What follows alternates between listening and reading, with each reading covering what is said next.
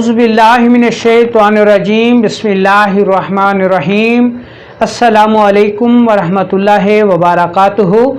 मैं हूं आपका मेज़बान हकीम लियाकत अली खिची और आप देख रहे हैं हमारा यूट्यूब चैनल हर्बल वर्ल्ड।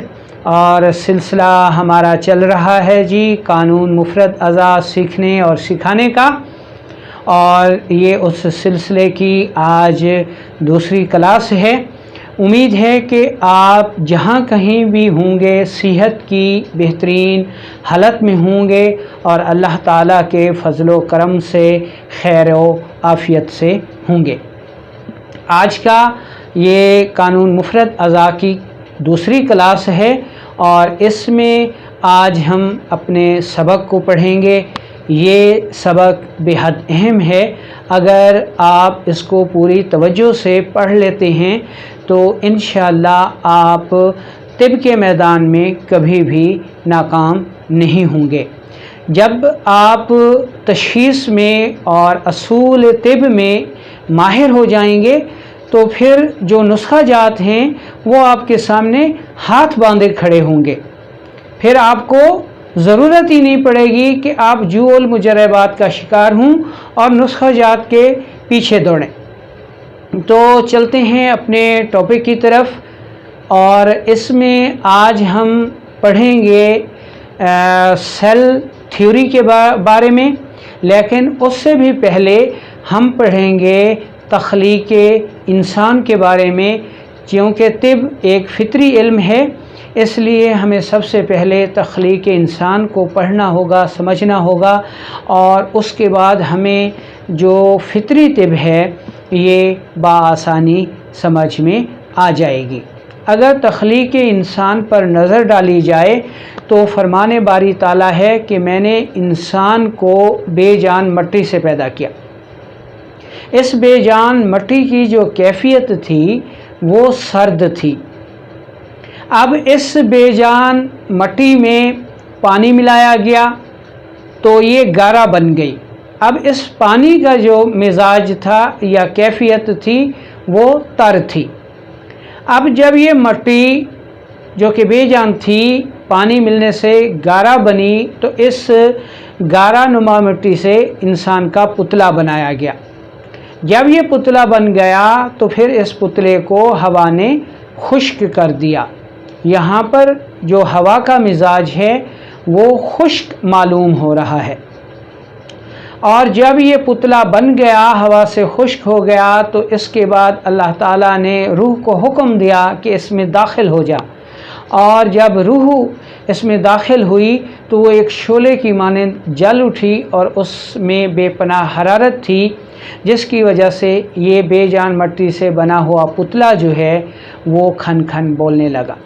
यहाँ पर हर चीज़ वाज़ेह है, हम किसी भी इख्तलाफी पॉइंट की तरफ जाते ही नहीं हैं कि बेजान मट्टी जो सर्द थी उसमें पानी मिलाया गया जिसका मिजाज तर था, उससे गारा बना, पुतला बना, और इस पुतले को हवा ने खुश्क कर दिया। इस हवा का मिजाज खुश्क था। अब जब ये पुतला खुश्क हो गया तो उसमें रूह को दाखिल किया गया, उस रूह को जिसका मिजाज गरम था। तो यहाँ पर हमें हर चीज़ बिल्कुल वाज़ेह अंदाज में महसूस हो रही है। तो हमें किसी इख्तलाफी पॉइंट में पढ़ने की ज़रूरत ही नहीं है कि मट्टी का मिजाज क्या है जी और हवा का मिजाज गरम है जी और फ़लाँ का मिजाज ये नहीं। हमें कुरान पाक में ये सब मिजाज कैफियत बताई जा रही हैं। मट्टी सर्द, पानी तर, हवा खुश्क और रूह गरम। ठीक है। और ये रूह जब शोले की मानंद जल उठी तो ये शोला आग है, और आग का मिजाज जो है वो यहाँ पर गरम बताया जा रहा है। तो उम्मीद है कि यहाँ तक आपको समझ आ गई होगी और आप किसी भी आगे चलकर किसी कश्मकश का शिकार नहीं होंगे। अब हम आते हैं अपने टॉपिक की तरफ कि इसमें कानून मुफ़रद अज़ा में हकीम इनकलाब जनाब दोस्त मोहम्मद साबिर मुल्तानी साहिब रहमतुल्लाह अलैह ने फरमाया कि मैंने कानून मुफ़रद अज़ा की जो बुनियाद है वो कुरान और सुन्नत پر رکھی ہے، اور اس میں خلیہ جو ہے وہ زندگی کی بنیادی اکائی ہے اور حرارت زندگی ہے، لیکن خلیہ بنیادی اکائی سے پہلے استاد محترم نے حرارت کو جو ہے اولیت دی کہ حرارت زندگی ہے۔ تو اس میں ہم حرارت کو ہی لے کر بڑھیں گے کہ جب تک حرارت اعتدال پر رہتی ہے، چاہے کائنات میں ہو یا انسانی جسم میں ہو، تو صحت قائم ہے، اور جب یہ حرارت کا توازن بگڑ جاتا ہے، وہ چاہے کائنات میں ہو یا انسانی جسم میں ہو، مرض پیدا ہو جاتا ہے۔ تو اب ہم دیکھتے ہیں سیل کو کہ انسانی جسم جو ہے وہ بھی ایک خلیے کی پیداوار ہے۔ یہ خلیہ مرد اور عورت کے الحاق سے، ملاپ سے پیدا ہوتا ہے، یعنی ایک جز جس کو ہم سپرم کہتے ہیں وہ مرد سے آتا ہے، اور دوسرا جز جس کو ہم اووم کہتے ہیں وہ عورت سے آتا ہے۔ سپرم اور اووم جب آپس میں ملتے ہیں تو الحاقی خلیہ بنتا ہے، جس کو کنیکٹیو سیل بھی کہا جاتا ہے، بنیادی خلیہ بھی کہا جاتا ہے۔ ایک خلیہ ایک مکمل جسم ہے جو سانس لیتا ہے، جو افزائش نسل کرتا ہے، جو فاسد مادہ خارج کرتا ہے، جو اپنے افعال کو ادا کرتا ہے۔ اب سپرم اور اووم کے ملاپ سے، الحاق سے جو خلیہ بنا اس کو ہم نے الحاقی خلیہ کہا، یعنی کنیکٹیو سیل کہا۔ اب یہ کنیکٹیو سیل یا الحاقی خلیہ جس میں مرد اور عورت کے دونوں کے خواص موجود ہیں، جب اپنی افزائش نسل کرتا ہے تو یہ دو حصوں میں تقسیم ہو جاتا ہے۔ ایک تو الحاقی خلیہ اپنی اصل شکل کو برقرار رکھتا ہے، اور دوسرا جس خلیے کو جنم دیتا ہے اس کو ہم عضلاتی خلیہ کہتے ہیں، مسکولر سیل کہتے ہیں۔ ٹھیک ہے، اب ہمارے پاس دو خلیات ہو گئے، نمبر ایک الحاقی خلیہ اور نمبر دو عضلاتی خلیہ۔ اب جب عضلاتی خلیہ اپنی افزائش نسل کرتا ہے تو یہ بھی دو حصوں میں تقسیم ہو جاتا ہے۔ ایک تو عضلاتی خلیہ اپنی اصل شکل کو برقرار رکھتا ہے، اور دوسرا جس خلیے کو جنم دیتا ہے اس کو ہم غدی خلیہ کہتے ہیں، صفراوی خلیہ کہتے ہیں۔ تو اب ہمارے پاس تین سیل ہو گئے، تین خلیات ہو گئے۔ اس غدی سیل کو یا صفراوی سیل کو ایپیتھیلیل سیل بھی کہا جاتا ہے۔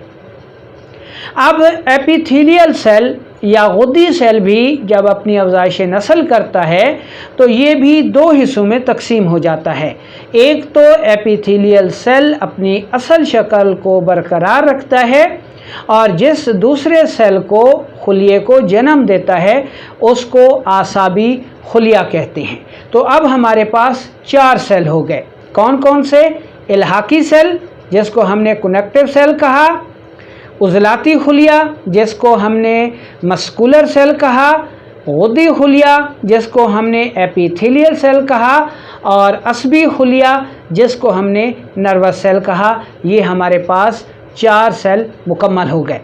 ٹھیک ہے، الحاقی سیل کی پیدائش کو بھی ہم نے دیکھ لیا، عضلاتی سیل کی پیدائش کو بھی دیکھ لیا، اور ایپیتھیلیل سیل کی پیدائش کو بھی دیکھ لیا۔ اب ہم دیکھیں گے چوتھے سیل جس کو ہم نے نروس سیل کہا، اعصابی خلیہ کہا، تو یہ دیکھیں گے کہ یہ اپنی افزائش نسل کیسے کرتا ہے۔ اعصابی خلیے کی جو افزائش نسل ہے وہ تھوڑی سی عضلاتی، غدی اور الحاقی سیل سے الگ ہے۔ الحاقی خلیہ جب اپنی افزائش نسل کرتا ہے تو یہ بھی دو حصوں میں تقسیم ہوتا ہے، دونوں کو ہی ہم اعصابی خلیہ کہیں گے۔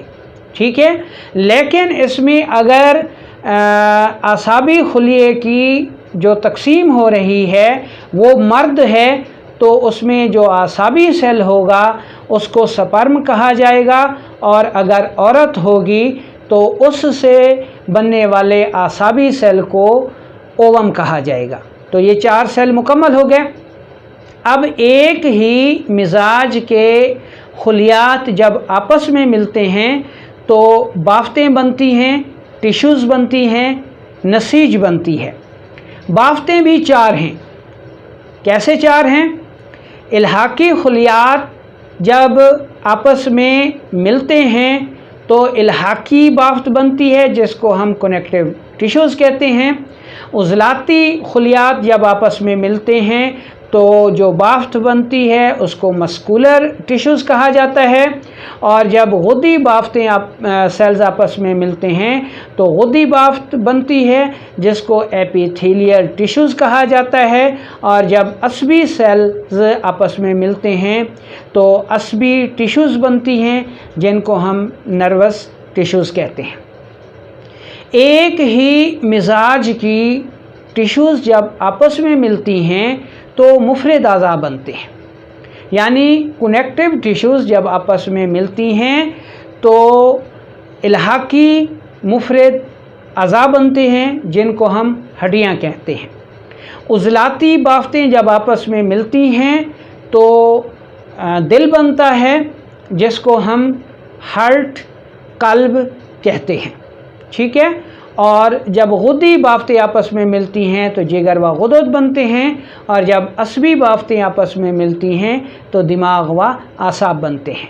तो इस तरह हमारे पास मुफरद अज़ा भी 4 आ जाते हैं। कौन कौन से?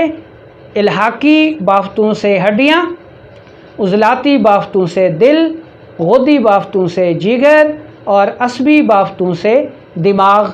तो इस तरह हमारे पास 4 मुफरद अज़ा आ गए।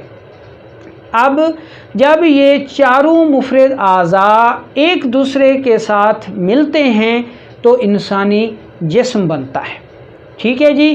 तो आज का सबक जो है, आज की क्लास जो है वो बस यहाँ तक थी। कल इंशाअल्लाह हम इससे आगे का सबक जो है